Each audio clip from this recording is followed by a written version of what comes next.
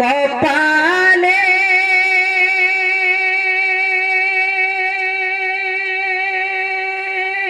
আমার যাওয়া মদিনা মনে বড় বাসনা।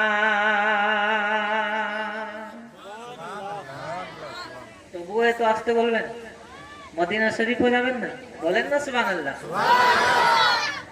কবে হবে কপালে